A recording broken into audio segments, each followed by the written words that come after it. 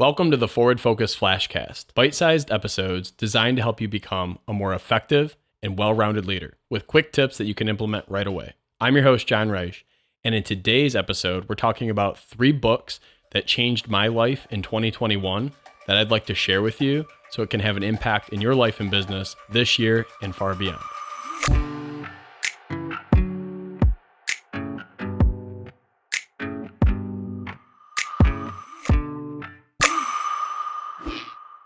I think there's a statistic out there somewhere that the average CEO reads like 60 or 70 books a year. Don't exactly quote me on that, but the idea is that the average CEO in the United States reads a lot of books, like over a book a week. And so it got me thinking, and the Forward Focus team thinking around what is something that we can do to highlight something that top CEOs do that we've actually implemented in our lives and our businesses. And what we came up with is I wanted to share with you the 3 books that had an impact on my life in 2021 and little tidbits and things that I want to share with you today that you may pull from the books that could apply no matter if you are thinking of starting a business or if you're working in the same environment you've been in a decade plus. Here are 3 books that absolutely had an impact on me in 2021. The first book is actually called More Beautiful Than Before, and it's written by Steve Leder. Steve is a rabbi and he's published.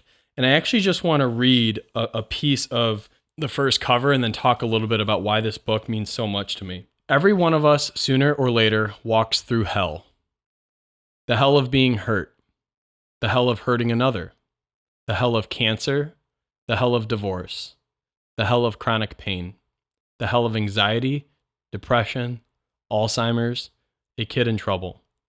The hell of a reluctant, thunking shovelful of earth upon the casket of someone we deeply loved. The point is not to come out of hell empty-handed. There is real and profound power in the pain we endure if we transform our suffering into more authentic and meaningful life. As the senior rabbi of Wilshire Boulevard Temple in LA, one of America's largest and most important congregations, Steve Leder witnesses a lot of pain. It's my phone that rings when people's bodies or lives fall apart. In this deeply inspiring book, written in the spirit of such classics as When Bad Things Happen to Good People, another great book, Leder guides us through pain stages of surviving, healing, and finally growing or thriving. Drawing on his experience as a spiritual leader, the wisdom of ancient traditions, modern science, and stories from his own life and others, he shows us that when we must endure, we can, and that there is a path for each of us that leads from pain to wisdom. This powerful book can inspire in us all a life worthy of our suffering, a life gentler, wiser, and more beautiful than before. 2020 was an incredibly challenging year for everyone. People lost jobs. People lost their lives, loved ones. There was social and economic pressures being brought to bear in the United States that a lot of folks struggled to understand what they were seeing, hearing, experiencing, let alone a global pandemic that caused a lot of unknown. This book helped get me through 2021. At the end of 2020, I lost my grandfather. I've been lucky and blessed. I'm in my early 30s now, and I had all 4 of my grandparents until I was 30 years old. And at the end of 2020, I lost my grandfather, first of the 4 to go, and it was painful, and it hurt. And this was in the midst of, obviously, the year of the pandemic. And then at the end of December into January, you get into goal setting and inspiring your team. And I came to work that next week in the new year, and I felt empty. This book helped me process that suffering, that pain. And it helped me contextualize what I was going through. It helped me process and apply some of the lessons I was learning through my experiences. And most importantly, as a leader, it helped me connect with my people. It helped me relate, and it helped me better understand maybe things they were going through, sufferings they were experiencing. I've probably bought 20 of these books for others so far. The first and foremost is, as a leader in your organization, our people, including ourselves, we've been through a lot the last 2 years. And so I encourage you to consider this book, one of 3 that I'm going to recommend today, to help you be a more well-rounded leader in your life and in your organization. Okay, well, we'll be a little bit more upbeat now for the rest of today's talk. So next up, Susan Scott is a phenomenal author. She is beyond talented. If you don't know who Susan Scott is, I'm not going to get into her whole biography today, but she is somebody that is well respected in the art of communication, workplace dynamics, relationship dynamics, and understanding why we react and how we react in certain situations. Such a great person to connect with via her writings. She's got multiple bestsellers. The one I'm highlighting today is called Fierce Conversations. This was given to me by a dear friend of mine about 5 years ago now, 4 or 5 years ago. And it says, achieving success at work and in life, one conversation at a time. I think, again, the last 2 years with the pandemic and other things going on in our world, but just in general, having honest, direct, and transparent conversations with colleagues or your employer or your employees at work, it's not always the easiest, right? We try and sometimes sugarcoat things. We think maybe the problem will just go away or solve itself. And so sometimes we're not as direct as maybe we should be, right? Especially in an organization where we're leading and empowering those to accomplish a mission greater than ourselves, right? A company mission, a vision. The first thing I got from this is it helped me better contextualize and understand the emotions that happen in what is called a fierce conversation. What's a fierce conversation? Well, it's anytime a conversation can get heated or emotional, or there's conflict on either party or both parties that are coming together to discuss. So fierce conversations are acknowledging the emotion, acknowledging that there's conflict, and sticking to the facts. Sticking to the facts of what's happening, sticking to the facts of the situation, understanding that relationships are just like a currency that you're spending. So if you're not taking the time to pour into that relationship, you're not taking the time to empower and help people in your employ become better, they may only hear you coming down on them when they do something wrong. And that could lead to conflict. That could lead to heartache, headache. So understanding that words matter, the way in which you say words matter, that being direct and candid yet respectful and polite is a really important piece of fierce conversations. And there's a quote here on page 232 that I had earmarked I want to read to you. It's so powerful, and I think it really hits home about how important it is to be direct with the people in your care. My job is to take care of you. Your job is to take care of our customers. Our customer's job is, so to speak, is to take care of our bottom line.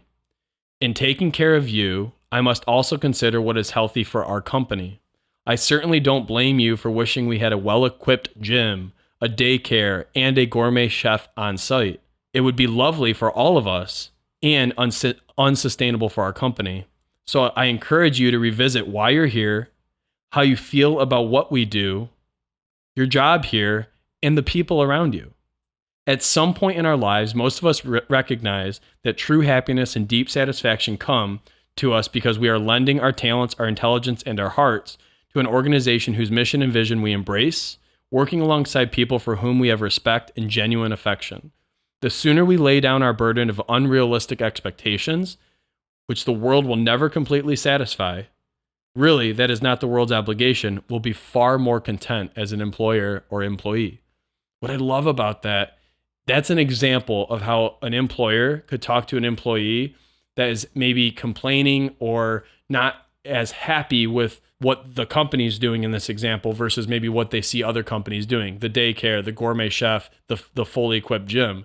And what I love about that is the leader reminds the employee of what the leader's job is to the employee, and the employee to the customer, right? And the customer, in a sense, to the bottom line. So it's cyclical. The leader in this example talked through every stage of how it's the leader's job to look out for the employee and the company.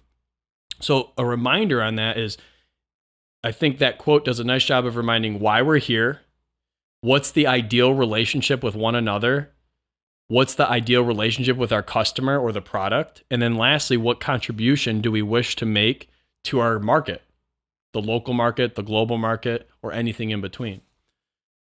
So that's on page 232 of Fierce Conversations. A great read, an easy read, in my opinion, if you're somebody that wants to be more direct in your communication, yet is cognizant and aware that you don't want to offend somebody. You want to be respectful and to the point. So great book, great read. Great read for your whole team, actually, not just you as a leader.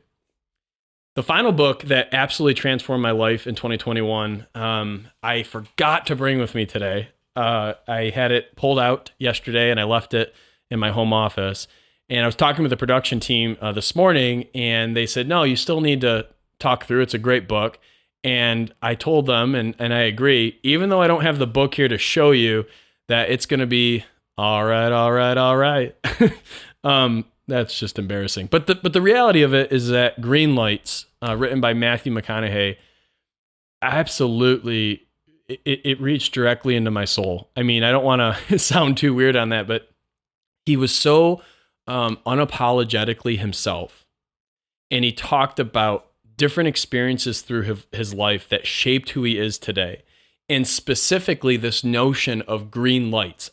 That's obviously the title of the book. So what's a green light? Well, green lights are an affirmation. This is quoted from his book directly. A green light's an affirmation, setting yourself up for success, he says. A green light can be as simple as putting your coffee in the coffee filter before you go to bed, so tomorrow morning, all you got to do is push the button.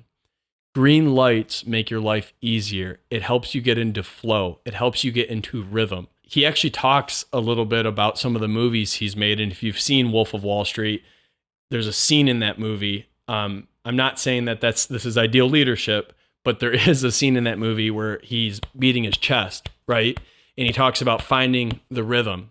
When you think about green lights, I want you to reflect and kind of look back on your last couple years of life and what we've learned through this new normal, right? Remember when that was being said every single day on the news, new normal?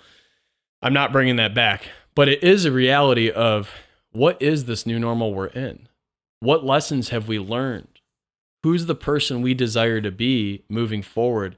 Do we know what our green lights are? Do we know what gets us into our flow, into our rhythm? It's funny, I'm at the heaviest weight I've been, all right? And I'm somebody that typically prides myself in physical fitness, nutrition, and looking my best. I think it's important as a leader to embody and embrace that. And so over the last 2.5 weeks, I've gotten back into a rhythm of running and training, and I'm feeling better, and it's a slow process, right? It's a journey. What I've noticed in terms of green lights, I'm in my flow again. So yesterday, for example, I just ran my first 5K of the year, and I'm going to be running a 10K in the next 2 weeks, and I'm on a training program to do that. And a month ago, I was struggling running 3 miles, right? It was a burden. I would have to slow down and walk and then speed up. And so what I've noticed is because I've been disciplined and focusing on getting back into running, which is my physical fitness and my health, which embodies who I want to be as a leader, I'm now into a better flow. I'm sleeping better for the most part. I'm feeling better about how my energy is, how I look, and how I know I'm going to look if I continue this, when I continue this, the next 3 to 4 months. So that's my green light. That's my flow. Now I'm more motivated to make my own meals at home, not get takeout, right? It all ripples. It all flows from that one moment of committing to running 15 miles a week. By running 15 miles a week, that's 60 miles a month. That gets me to my goal. That's my flow. So that's what I loved about Green Lights. He talks about pursuing your passion, which is something here at Forward Focus. If you've been a listener for a long time, you know we talk about pursuing that passion and finding it and embracing it. He talks about disappointing his family, specifically his father. He talks about lessons and how those lessons with his dad shaped who he is as a man today. He talked about bending to the will of Hollywood and being the romantic rom-com guy and how he did that for almost 2 decades. And if you've noticed over the last 10 years, if you follow him at all, he's done things like Lincoln Lawyer and Wolf of Wall Street and other movies that are much more maybe of a serious tone or a serious focus for him, not just things like The Wedding Planner and things like that. So the book is very There's a spiritual feeling to it. There's a rhythm to the book. Lots of great quotes. He talks about bumper stickers and how you can tell a lot about somebody based on the bumper stickers on their car, and how he's got a thought process around bumper stickers. So I really highly recommend Green Lights if you're somebody that is looking for maybe that spark, that focus or meaning in your life, in your world, in your business, in your relationships with your physical self or somebody else. And if you can, I'd actually get the book and also get it on audio, because you can have him read it to you, which is that's a whole nother level of the book, right? So anyways, the 3 books as we wrap this session is More Beautiful Than Before, Fierce Conversations, and then Green Lights by Matthew McConaughey that we just wrapped with. These books made a tremendous impact on my life. They have shaped and impacted the way in which I talk to the people in my world and the way in which I speak to myself every day. So I hope at some level, 1, 2, or maybe all 3 of these books can have a positive impact on you and help you be the best version of yourself. If you found value in today's content, please be sure to subscribe so you never miss a lesson to become the leader that you deserve to be. And until next time, lead on.